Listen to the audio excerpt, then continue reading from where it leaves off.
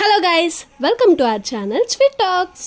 ఈ రోజు వీడియో చాలా స్పెషల్ అండి. ఏంటిదంటే వరలక్ష్మి వ్రతానికి కలశం పెడతాం కదా, ఆ కలశం మీద బ్లౌజ్ పీస్ ని ఇలా డిజైన్ చేసుకున్నాను. అది మీకు చూపిద్దామని చెప్పి వీడియో చేసేస్తున్నాను.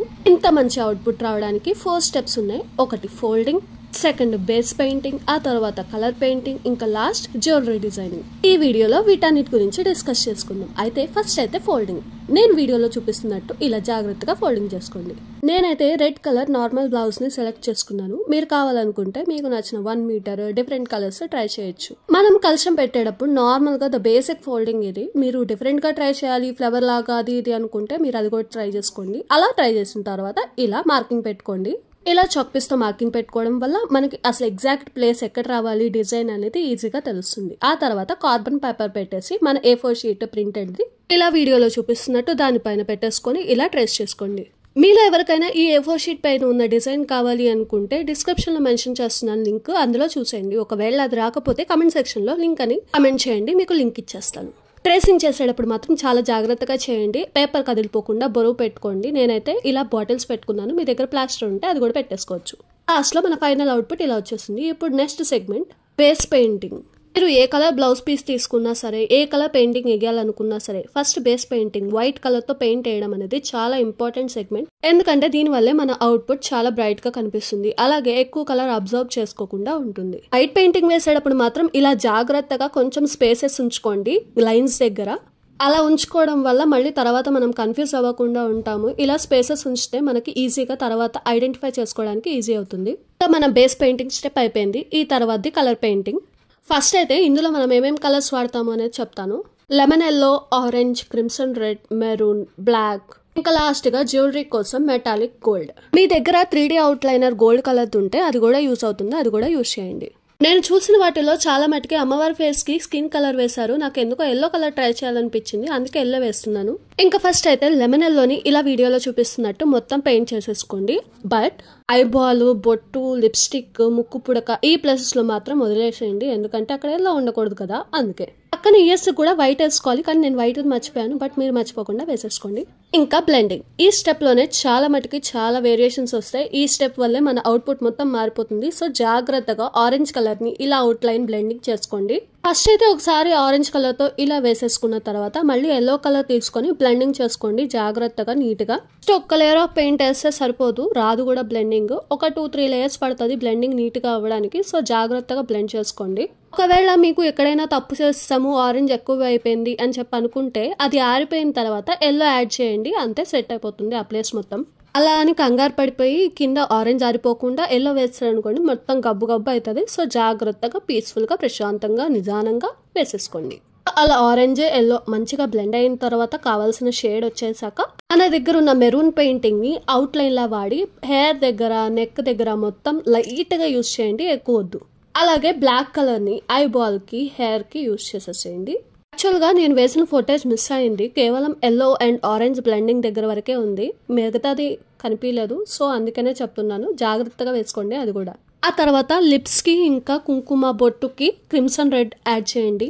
అలా ఒక లేయర్ వేసాక ఆరిపోనివ్వండి. ఆ తర్వాత నెక్స్ట్ లేయర్ వేయాలి, అప్పుడే అవుట్పుట్ బాగుంటుంది. అంతేగాని గబ్బు చేయకండి ప్లీజ్. మొత్తానికి వీడియోలో చూస్తున్నారు కదా ఎంతసేపు పట్టింది ఆరెంజ్ అండ్ ఎల్లో బ్లెండింగ్ కి. సో అవుట్పుట్ అయితే ఇలా వచ్చేసింది. ఇంకా the last step jewellery designing. ఇదే ద ఇంపార్టెంట్ మెయిన్, ఇంకా చాలా నచ్చే స్టెప్ అందరికి. దానికంటే ముందు లిప్స్ కి ఇందాక డ్రై అవ్వాలి అని చెప్పన్నాం కదా, ఆ తర్వాత ఇలా వైట్ పెయింట్ ఇలా డాట్స్ వేసేసుకొని ఆ తర్వాత మళ్ళీ క్రిమ్సన్ రెడ్ యాడ్ చేయండి. అలా పింకిష్ అయితే ఆ తర్వాత ఆరాక మళ్ళీ ఇంకొక layer of crimson red add చేయండి, అంతే. 3D ఎఫెక్ట్ లో లిప్స్ వచ్చేసినాయి చూసారా. Last layer of crimson red చాలా జాగ్రత్తగా వేయండి, మొత్తం పూసేయకండి. ఓన్లీ అవుటర్ పార్ట్స్ గా వేయాలి. వైట్ డాట్స్ మధ్యలో అలాగే ఉండిపోవాలి, అప్పుడే 3D లుక్ అనేది వస్తుంది. ఇంకా తర్వాత జ్యువెలరీ కోసం మెటాలిక్ గోల్డ్ ని యాడ్ చేస్తున్నాం, పెయింట్ వేసేస్తున్నాం, అదే చూసేయండి వీడియోలో. అయితే నేను స్టార్టింగ్ లో మీ దగ్గర 3D అవుట్లైనర్ గోల్డ్ ఉంటే చాలా యూస్ అవుతుంది అన్నా కదా, అది ఈ సెగ్మెంటే అండి. ఇక్కడ చాలా అంటే చాలా డీటెయిల్స్ ఉన్నాయి.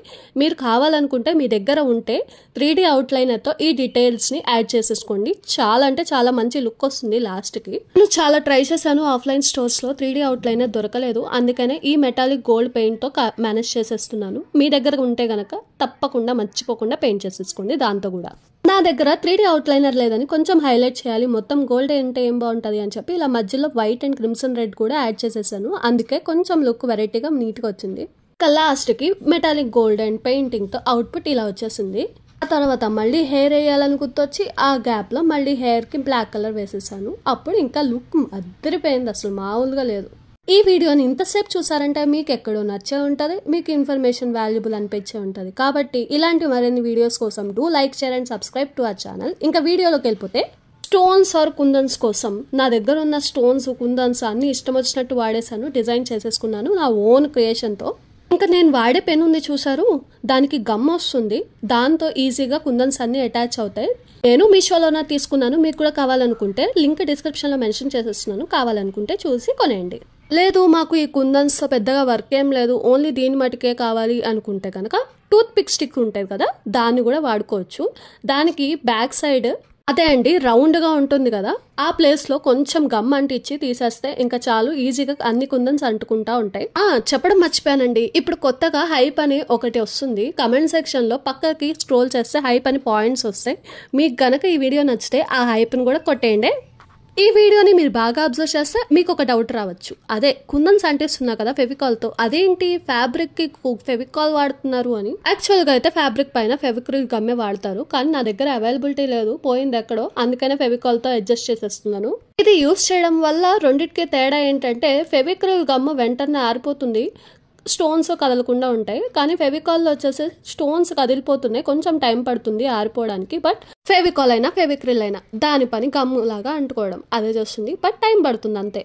మీరు నాలాగా ఫేస్కి లెమన్ ఎల్లో కాకుండా అందరిలాగా స్కిన్ కలరే పెయింట్ వేయాలి అనుకుంటే వాడాల్సిన పెయింటింగ్ లెమన్ ఎల్లో ప్లేస్లో స్కిన్ కలరు, ఆరెంజ్ కలర్ ప్లేస్లో బ్రౌనిష్ షేడ్. 3D అవుట్లైనర్ ఉన్న వాళ్ళకి ఇంకొక అడ్వాంటేజ్ ఏంటంటే, నేను ఫెవికాల్ యూజ్ చేస్తున్నా కదా, 3D అవుట్లైనర్ ఉన్న వాళ్ళు అది యూజ్ చేస్తూ గమ్ లాగా దాన్నే వాడుతూ ఈ కుందన్స్కి అవుటర్ లేయర్ని కూడా సెట్ చేయొచ్చు. అప్పుడు అవుట్పుట్ డబల్ లేయర్ కుందన్స్ లాగా అనిపిస్తుంది. అదే అండి ఇప్పుడు మనకి ఫుల్ ట్రెండ్ అవుతుంది కదా థ్రెడ్ బ్యాంగిల్స్ అని, అందులో డబల్ లేయర్ కుందన్సే వాడతారు. మీరు కనుక 3D అవుట్లైనర్ యూజ్ చేస్తే మీ కుందన్స్ కూడా నార్మల్ అయినా సరే డబల్ లేయర్ కుందన్స్ అవుట్పుట్ని ఇస్తుంది. అయ్యో నా మాటల్లో పడి నేను కుందన్స్ ఎలాంటి చాలా చూడడం మర్చిపోయారా? నాకు తెలుసు నేను స్వీట్గా మాట్లాడతానని, బట్ చూడండి ఇది కూడా వర్క్ ఎలా ఉందో. ఇంకా అన్ని కుందన్స్ అంటించాక లాస్ట్లో అవుట్పుట్ ఇలా వచ్చేసిందండి. పైన సింధూర్ దగ్గర నాకు బొట్టులాగా అనిపించి ఏం అంటిలేదు, మీకు కావాలనుకుంటే పాపిడి పిల్లలాగా అది కూడా డిజైన్ చేసుకోవచ్చు. అండ్ అలాగే నెక్లెస్ దగ్గర కాసుల పేరు బిళ్ళలు ఉంటే బయట అమ్ముతారు, మీ దగ్గర కనుక అవి దొరికితే అవే అంటించుకోండి, నా దగ్గర అవి దొరకలేదు. ఇంకా లాస్ట్కి ముక్కు పుడకతో టచింగ్ ఇచ్చేస్తే ఇలా వచ్చేసిందండి ఫైనల్ అవుట్పుట్. దీన్ని జాగ్రత్తగా ఆరిపోవడానికి పక్కన పెట్టేసుకోండి, అట్లీస్ట్ ఒక 12 అవర్స్ అయినా. అండ్ మీ దగ్గర కనుక ఎంబ్రాయిడరీ రింగ్ కనుక ఉంటే అది యూజ్ చేయండి, నా దగ్గర లేక ఇలా ప్లాంక్కి పెట్టేసి క్లిప్పులు పెట్టేశాను టైట్గా ఉంచడానికి. ఇంకంతే అండి, ఆరిపోయిన తర్వాత జాగ్రత్తగా స్టార్టింగ్లో ఎలా అయితే ఫోల్డ్ చేసుకున్నామో అలాగే నీట్గా ఇలా వీడియోలో చూపిస్తున్నట్టు ఫోల్డ్ చేసేసుకోండి. మీకు ఇంకా స్ట్రాంగ్గా ఉండాలి అనిపిస్తే కనుక ఐరన్ కూడా చేసుకోండి, అదొక ఆప్షన్ ఉంది. స్టోన్స్ వెనకాల ఐరన్ చేసుకోండి, స్టోన్స్ గట్టిగా బైండ్ అవుతాయి. ఇంకంతే అండి, మన ఫైనల్ అవుట్పుట్ ఇలా వచ్చేసింది. దీన్ని కలశం మీద కొబ్బరికాయ మీద పెడితే అద్దరిపోద్ది కదా లుక్. ఇంకా ఈ ఫోల్డ్ నీట్గా ఉండడానికి అలాగే జారిపోకుండా పక్కకు జరగకుండా ఉండడానికి ఇలా పిన్తో కానీ లేదంటే మాస్కింగ్ టేప్ కానీ ప్లాస్టర్ కానీ మీ ఇష్టం ఏది వీలైతే అది అలా జాగ్రత్తగా పెట్టుకొని సెక్యూర్ చేసుకోండి. ఇంకంతే అండి, వరలక్ష్మి వ్రతం అప్పుడు కలశం పైన ఇది కనుక పెట్టామంటే ఇంకా వచ్చిన గెస్ట్ల ఫోకస్ అంతా అక్కడే ఉంటుంది, అంత బాగుంటుంది. మన ఫైనల్ అవుట్పుట్ ఆఫ్ అమ్మవారి పెయింటింగ్ మీకు ఎలా అనిపించిందో కమెంట్ సెక్షన్లో కమెంట్ చేయండి. ఇలాంటి మరిన్ని వీడియోస్ కోసం do like, share and subscribe to our channel. Bell ముఖ్యం బిగులు. మర్చిపోయా, హైప్ కూడా చేసేయండి.